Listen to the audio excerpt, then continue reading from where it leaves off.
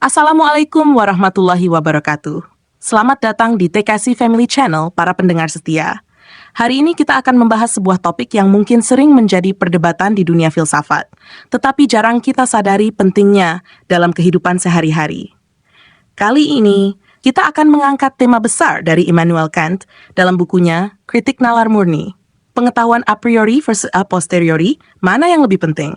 Saya, Kenanga, akan memoderasi diskusi ini dan bersama saya ada dua pembicara hebat yang siap berdiskusi dan berdebat. Di satu sisi, kita punya Adit yang mendukung pentingnya pengetahuan a priori atau pengetahuan yang datang dari pikiran dan tidak bergantung pada pengalaman. Dan di sisi lain, kita punya Rudy yang akan membela pentingnya pengetahuan a posteriori, yaitu pengetahuan yang didapat dari pengalaman. Mari kita mulai dengan Adit, yang akan membela pengetahuan priori. Adit, bagaimana kamu melihat peran pengetahuan a priori dalam kehidupan manusia? Silakan. Pendengar sekalian, mari kita pikirkan sejenak.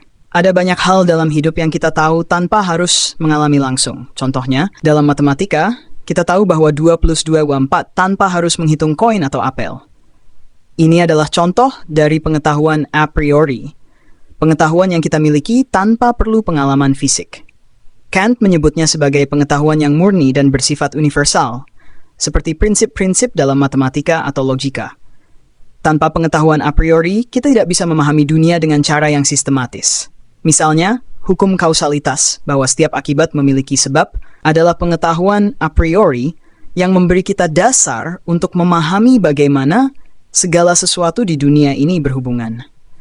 Tanpa itu, bagaimana kita bisa menjelaskan mengapa hujan turun setelah awan tebal terbentuk? Jadi pengetahuan a priori adalah fondasi dari segala pengetahuan ilmiah dan logis. Itu argumen yang menarik, Adit. Jadi menurutmu, pengetahuan a priori adalah dasar dari segala sesuatu yang kita ketahui. Sekarang mari kita dengar tanggapan dari Rudy. Bagaimana menurutmu, Rudy? Terima kasih, Kenanga.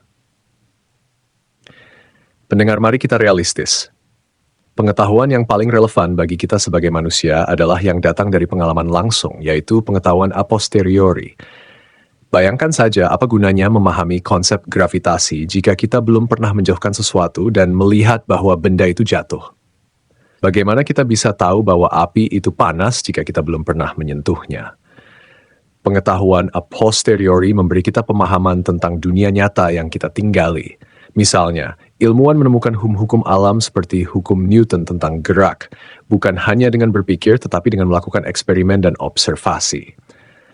Kant memang benar bahwa ada hal-hal yang bisa kita ketahui secara a priori, tetapi tanpa pengalaman, semua itu hanya teori tanpa aplikasi nyata. Sebagai contoh sederhana, apa gunanya kita tahu bahwa sebuah pohon bisa tumbuh jika kita belum pernah melihat pohon itu sendiri tumbuh di dunia nyata? Wah, debat semakin memanas. Adit, apa tanggapanmu terhadap argumen Rudy bahwa pengetahuan a posteriori lebih relevan karena didapat dari pengalaman langsung? Rudy, saya setuju bahwa pengalaman itu penting. Tapi mari kita renungkan lebih dalam. Pengalaman saja tidak cukup untuk membentuk pemahaman yang mendalam.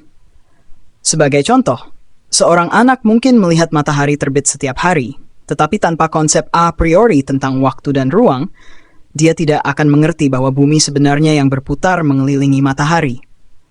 Kant menyebutkan bahwa pengetahuan a priori itu bukan hanya pelengkap, tetapi juga dasar dari bagaimana kita menafsirkan pengalaman. Bayangkan, jika kita hanya mengandalkan pengalaman tanpa kerangka berpikir yang logis dan universal, kita mungkin akan membuat kesimpulan yang salah. Misalnya, seseorang bisa melihat awan tebal dan mengira itu selalu berarti badai, tetapi pengetahuan a priori tentang meteorologi memberi kita pemahaman yang lebih akurat. Argumen yang kuat dari Adit. Pengetahuan a priori membantu kita memahami dan menafsirkan pengalaman. Sekarang, Rudy, apakah kamu masih berpikir bahwa pengetahuan dari pengalaman lebih penting?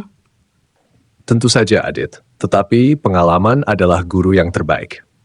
Misalnya, mari kita lihat ilmu medis. Seorang dokter bisa mempelajari teori sebanyak mungkin tentang anatomi manusia, tetapi tanpa pengalaman praktik medis, semua teori itu akan sia-sia.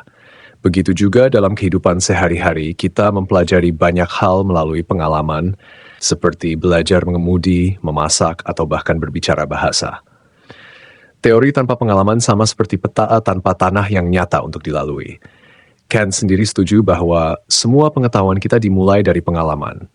Meskipun dia menambahkan bahwa ada aspek a priori di dalamnya, tidak dapat dipungkiri bahwa pengalaman memainkan peran yang sangat penting dalam membentuk pemahaman kita tentang dunia. Menarik.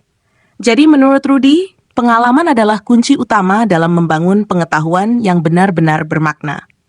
Nah, para pendengar, seperti yang kalian dengar, Adit membela pentingnya pengetahuan a priori yang mendasari segala hal, sementara Rudy berpendapat bahwa pengalaman a posteriori adalah cara terbaik untuk memahami dunia nyata. Sebelum kita menutup debat ini, mari saya ajukan pertanyaan kepada para pendengar. Menurut kalian, mana yang lebih penting, pengetahuan yang datang dari pemikiran murni atau pengetahuan yang kita peroleh dari pengalaman? Silakan tinggalkan jawaban kalian di kolom komentar. Wassalamualaikum warahmatullahi wabarakatuh.